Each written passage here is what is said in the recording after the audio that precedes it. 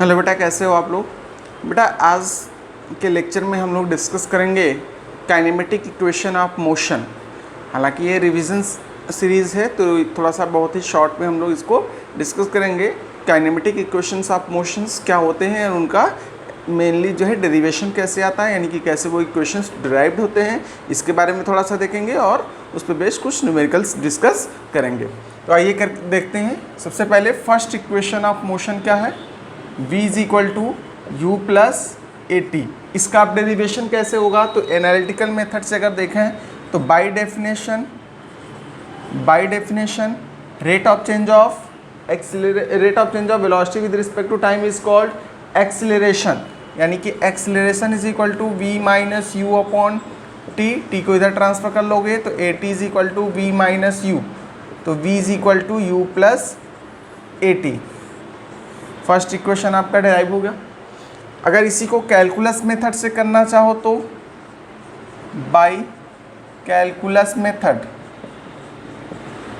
मतलब कि calculus method integration differentiation use करके, तो हम यहाँ पे क्या करेंगे, बाय डेफिनेशन क्या होता है, rate of change of velocity with respect to time d by d t is equal to acceleration.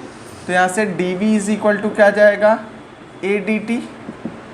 अगर हम इसको इंटीग्रेट कर दें, इसी को इंटीग्रेट कर दें, डी वी को कहाँ से, ज़ीरो से ले यू से इनिशियल वेलोसिटी से लेकर के फाइनल वेलोसिटी तक, और इसको इंटीग्रेट करें ज़ीरो से लेकर के टी तक, ए डी टी। तो आपको पता है कि यह इक्वेशन ऑफ मोशन, यानी कि जो काइनेमेटिक इक्वेशन ऑफ मोशन किसके लिए वैलिड है, यूनिफॉर्मली एक्सीलरेटेड मोशन के लिए। मतलब कि यहाँ पे एक्सीलरेशन क्या है, यूनिफॉर्म है, कांस्टेंट है, तो कांस्टेंट एक्सीलरेशन के लिए क्या जाएगा, एक्सीलरेशन कांस्टेंट है तो बाहर, इसका इंटीग्रेशन कुछ नहीं, तो ये आपका हो जाएगा u से लेकर के v तक d v is equal to a zero to t d t. अब यहाँ पे कुछ नहीं है तो v की पावर 0 लिख सकते हैं, यहाँ पर t की पावर 0 लिख सकते हैं, ठीक है। इसका मतलब 1, यहाँ पर भी 1, ठीक है। तो यहाँ पे क्या हो गया, इसके वेरिएबल के टर्म में यहाँ पे फंक्शन आ गया, इसके वेरिएबल के टर्म पे यहाँ पे फंक्शन आ गया।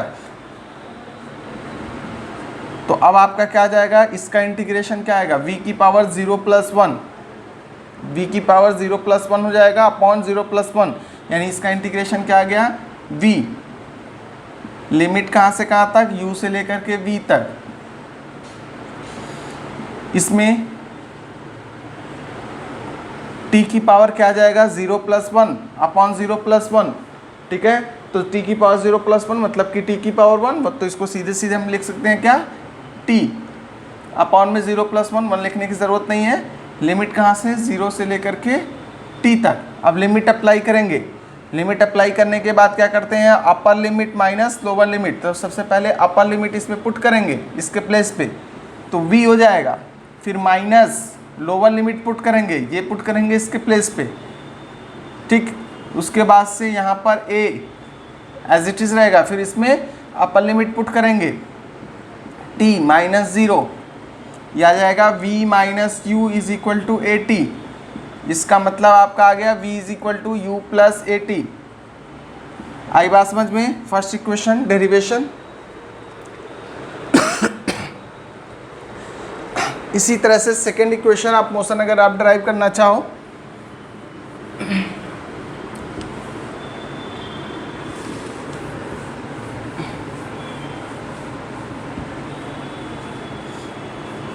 सेकेंड इक्वेशन क्या है आपका,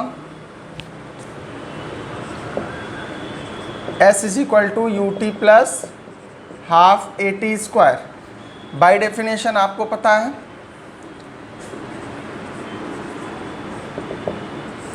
average velocity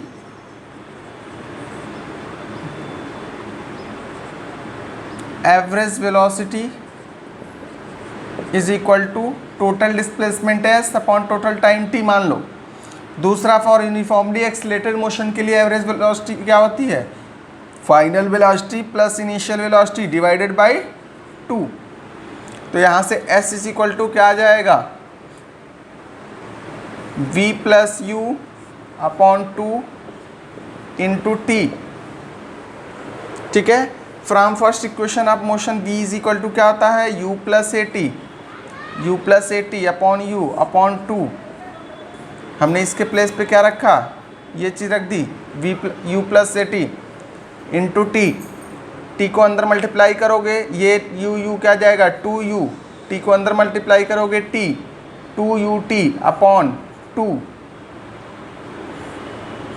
plus a t square, ये आपका क्या जाएगा, अलग कर लोगे तो 2ut upon 2 plus half a t square, 2 से 2 कैंसिल, क्या जाएगा ut plus half a t square. तो s की वैल्यू आपकी आ गई क्या, ut plus half a t square.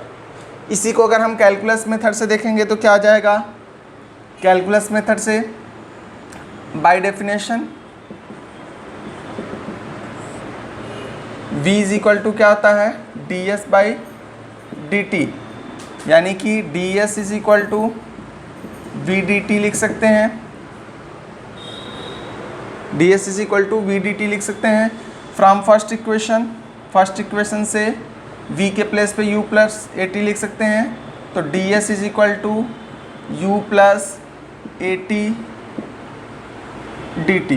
Integrate करो 0 से लेकर के s तक, इसको इंटीग्रेट करो 0 से लेकर के t तक, क्या जाएगा, इसका इंटीग्रेशन आ जाएगा s, लिमिट आ जाएगा 0 टू s, इसका इंटीग्रेशन अलग अलग करना पड़ेगा 0 से लेकर के t तक u d t plus 0 to t a t d t, ठीक है। अब यहाँ पे ये क्या आ जाएगा s माइनस 0, ये दिस इज s माइनस 0 करोगे तो s ही आएगा।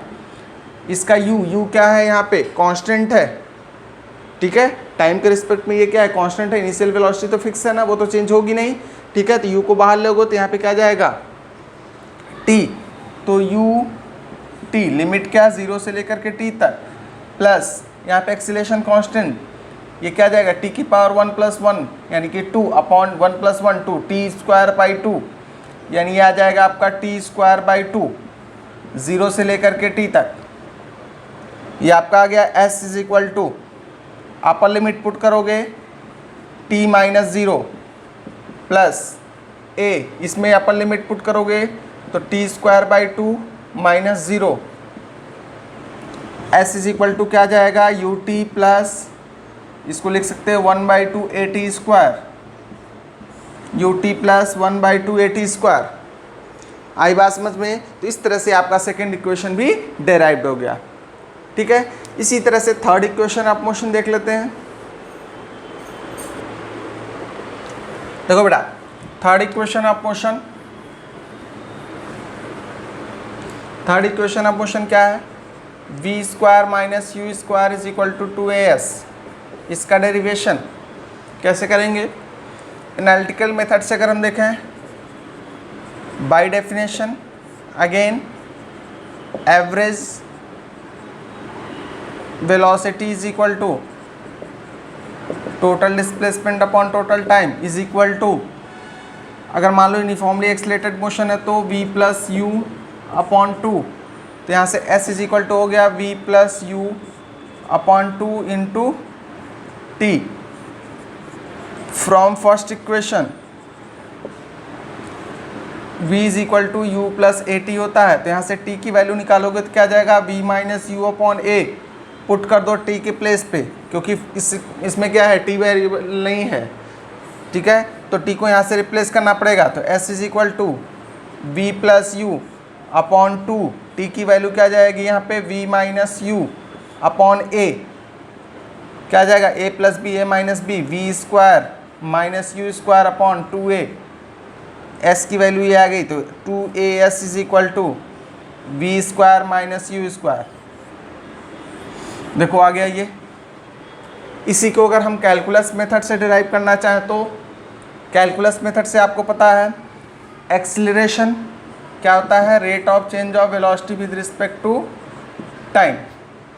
तो देखो इसमें टाइम नहीं है तो टाइम को एलिमिनेट करना पड़ेगा, तो आपको पता है क्या है dv बाई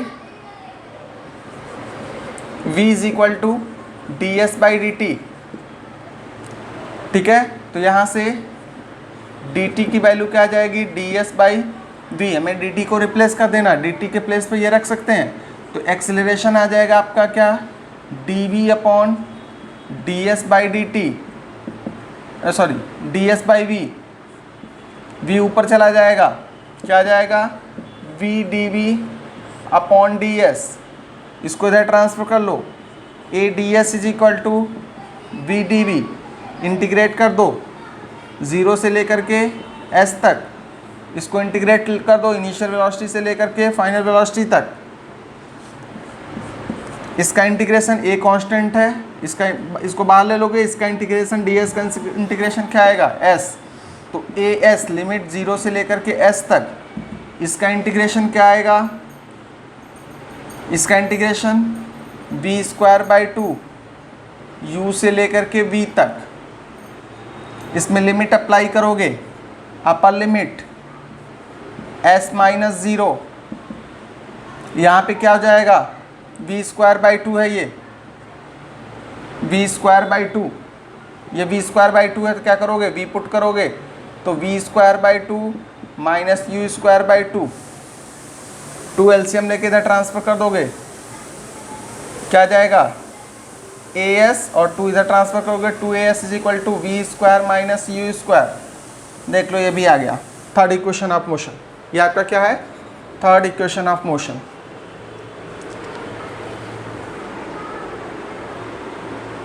इसके बाद से बेटा बात आती करेंगे हम लोग फोर्थ इक्वेशन ऑफ मोशन की। फोर्थ इक्वेशन ऑफ मोशन क्या होता है,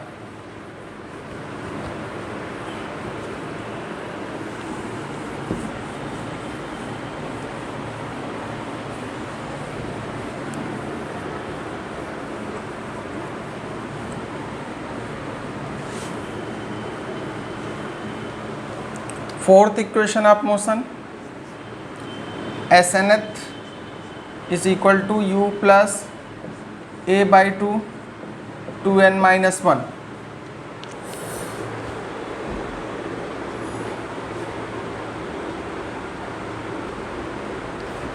अब देखो ये इक्वेशन यूज कहाँ होता है, सबसे पहले ये चीज़ समझ लो, ये बेसिकली देखोगे ये थोड़ा सा s is equal to u t plus half a t square की जैसा है, मिलता जुलता है, ठीक है।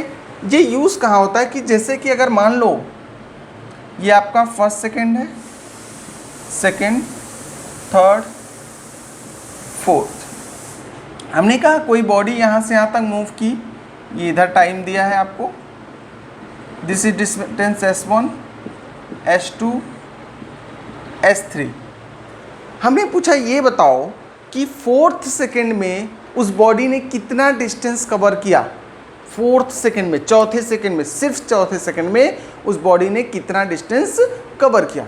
तो चौथा सेकंड कब शुरू हुआ था, जैसे ही तीसरा कंप्लीट हुआ, थर्ड सेकंड जैसे ही कंप्लीट हुआ उसके बाद से चौथा आपका स्टार्ट हो गया, उसके बाद से जैसे 4 कंप्लीट हुआ तो उसके बाद से आपका यानी कि S3 आपको बेसिकली निकालना है। तो S3 निकालने के लिए आपके पास क्या तरीका है, सीधे यहाँ से यहाँ तक आप क्या निकाल सकते हो, इक्वेशन ऑफ मोशन यूज़ करोगे तो सीधे यहाँ तक आप निकाल सकते हो S1 plus S2 plus S3, ठीक है, यानी कि S1 plus S2 plus S3, ये टोटल जो है आपका क्या जाएगा, you t plus half a t square के फार्मूले से यूज़ करके निकाल सकते हो।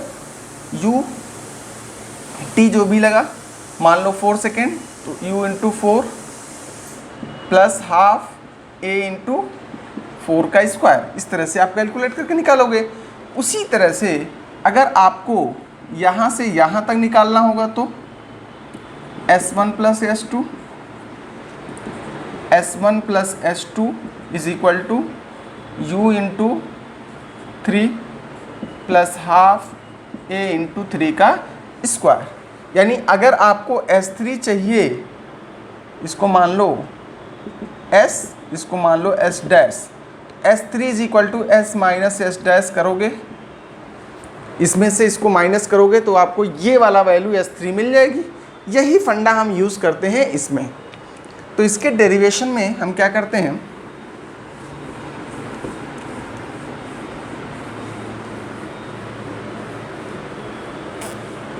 हम ले लेते हैं यहाँ पे इनिशियल वेलोसिटी इसकी u, यहाँ पे जो भी टाइम है उसको हमने मान लिया nth सेकेंड। कौन सा सेकेंड? nth सेकेंड, 10वां सेकेंड, 20वां सेकेंड, 13वां सेकेंड, जो भी है, तो इसको हम लिख सकते हैं n सेकेंड। ठीक है, और इससे जस्ट पहले अगर हम देखें तो इसको हम क्या बोलेंगे? n-1। ठीक है, तो अगर हम वर्ड यूज़ करें nth सेकेंड, तो nth सेकेंड का मतलब ये वाला बिल्कुल लास्ट वाला सेकेंड। तो अगर हम यहाँ से Sn निकालें तो क्या हो जाएगा? S is equal to u t plus half a t square के फार्मूले से। t के प्लेस पे क्या लिखेंगे? n plus half a n square. इसी तरह से Sn माइनस 1 करें तो u n minus 1 plus half a n minus 1 का होल स्क्वायर। इसको सॉल्व करने की ज़रूरत नहीं है, इसको सीधे सीधे अगर हमें क्या निकालना है? Snth, तो आपका क्या जाएगा? Sn माइनस 1 कर लोगे तो ये आपका आ जाएगा। ठीक है, इसको चाहो तो ओपन कर लो, un minus u plus a by two n square, इसको ओपन कर लोगे, प्लस एन स्क्वायर यानी कि a by two minus 2an by two. ठीक है, तो इसमें से इसको माइनस करोगे तो क्या जाएगा? un plus a n square by two minus un plus u minus a n square by two minus a by two plus 2an by two. कुछ कैंसिल हुआ, ये और ये कैंसिल, ये और ये कैंसिल, बचा क्या? u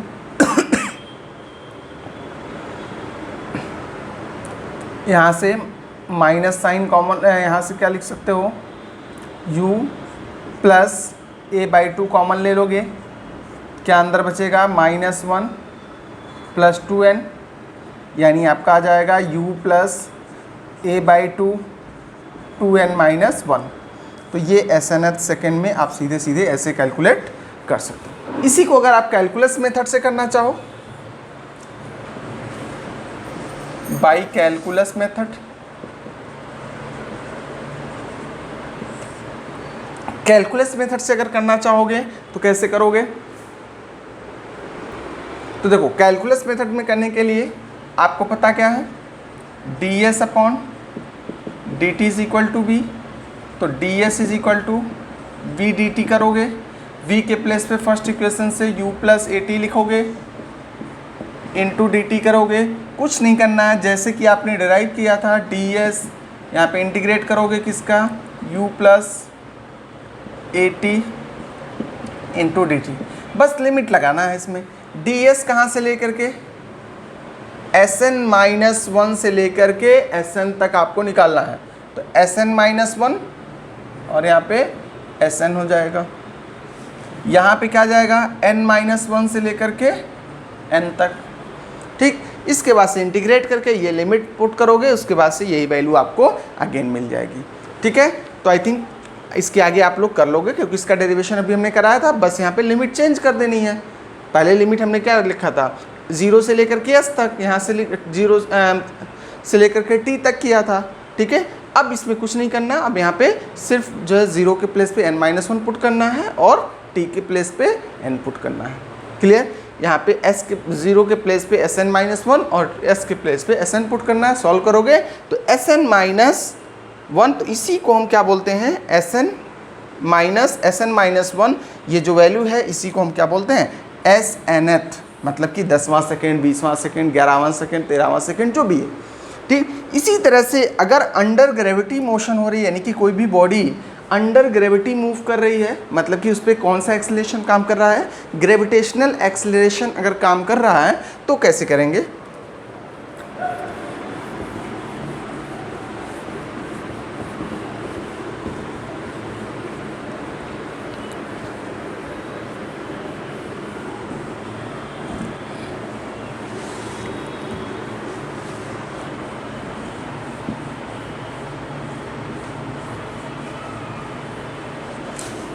कुछ नहीं करना है, आपका जो इक्वेशन ऑफ मोशन है वो कैसे चेंज हो जाएगा, दो तरह से। कोई बॉडी वर्टिकली अपवर्ड जा रहा है, यानी कि बॉडी मूविंग वर्टिकली अपवर्ड,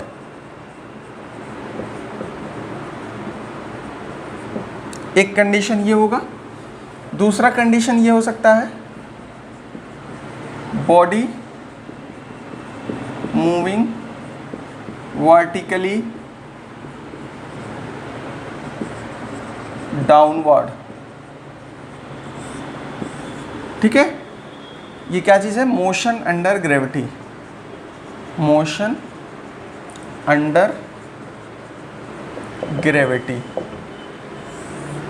ठीक है, तो अब आपका इक्वेशन ऑफ मोशन क्या जाएगा, फर्स्ट इक्वेशन क्या है, इसमें अपवर्ड जा रहा है तो जी क्या हो जाएगा, ग्रेविटेशनल एक्सीलरेशन हमेशा डाउनवर्ड डायरेक्शन में काम कर रहा है, तो अपवर्ड डायरेक्शन में क्या जाएगा, उसका निगेटिव ले लेंगे, मतलब कि माइनस जी, और डाउनवर्ड डायरेक्शन में प्लस जी लेते हैं। ठीक है, तो first equation v is equal to u minus g t हो जाएगा। सेकेंड इक्वेशन आपका हो जाएगा s is equal to u t minus half g t square. Third equation क्या जाएगा, 2as इज इक्वल टू, यहाँ पे a के प्लेस पे क्या हो जाएगा, -2g, और s के प्लेस पे चाहो तो h ले सकते हो, हाइट यहाँ पे h ले सकते हो, ज़्यादा सही है। -2gh is equal to v square minus u square use कर सकते हो। उसी तरह से फोर्थ इक्वेशन आपका क्या आ जाएगा, h nth is equal to u minus g by two 2n-1। तो ये इक्वेशन आपका ऐसे चेंज हो जाएगा। बाकी डाउनवर्ड डायरेक्शन में आ रहा तो डाउनवर्ड डायरेक्शन में g पॉजिटिव, तो यही इक्वेशन क्या जाएगा, फर्स्ट इक्वेशन आपका v is equal to u plus g t हो जाएगा।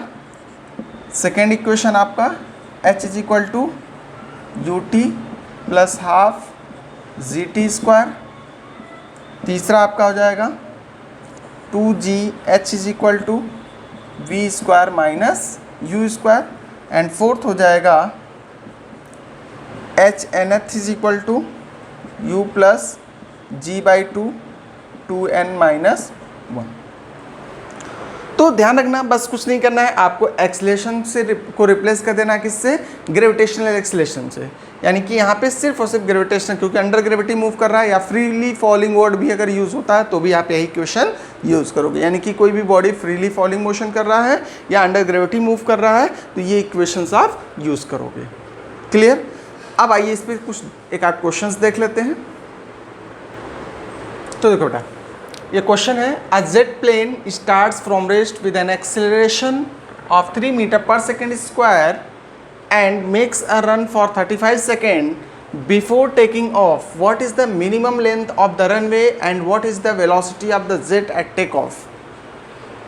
इसको इमेजिन करो। देखो, इस चैप्टर में न्यूमेरिकल सॉल्व करने का सबसे आसान तरीका यही है कि आप उसको इमेजिन करो कि रियल में क्या हो रहा होगा, रियलिटी में कैसा हो रहा होगा। तो अब देखो, एक रनवे पे एक जेट प्लेन मूव कर रहा है, तो एक रनवे ऐसे अपना बना लो, इमेजिनरी रनवे। यहाँ पे इसकी वेलोसिटी क्या थी, रेस से चला है तो 0। उसके बाद से कितने सेकंड तक, 35 सेकंड तक जो है उसने टेकिंग ऑफ, यानी कि मान लो यहाँ से उसने टेक ऑफ कर लिया, उड़ गया यहाँ से, जो भी था यहाँ से टेक ऑफ कर लिया। तो यहाँ पे जो इसकी वेलोसिटी है यही आपसे पूछा जा रहा है, what is the velocity of the jet at take off, ये वेलोसिटी पूछा जा रहा है। टाइम कितना ले रहा है, टाइम ले रहा है आपका 35 सेकेंड। एक्सीलरेशन दे रहा है, यानी कि जो किस एक्सीलरेशन से चल रहा है, 3 मीटर पर सेकेंड स्क्वायर। आपसे पूछा जाए इस रनवे की लेंथ क्या है, यानी कि आपसे सीधे पूछ रहा है एस कितना डिस्टेंस मूव करेगा। सोचो क्या कर सकते हो, इमेजिन। इसमें देखो क्या क्या चीज़ें आपके पास है, एक्सीलरेशन मालूम है, इनिशियल वेलोसिटी मालूम है, टाइम मालूम है और एस नहीं मालूम है।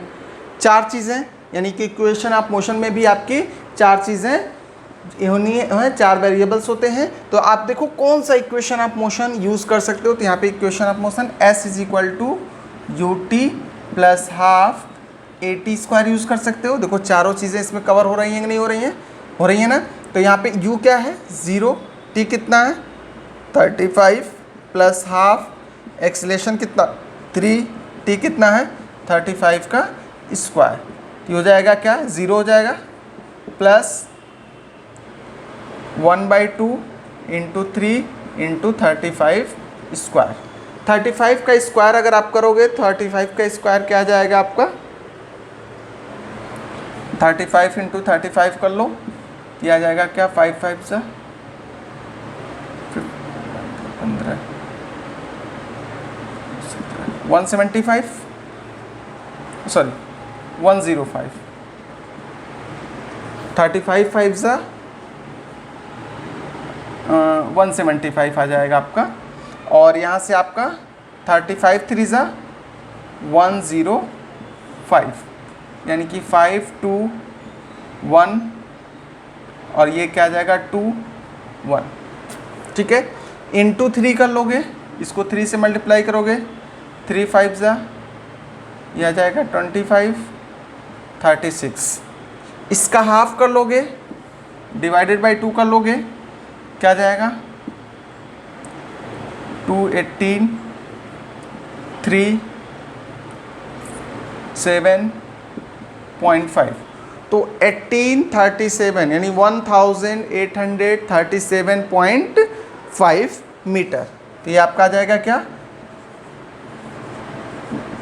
0.5 मीटर।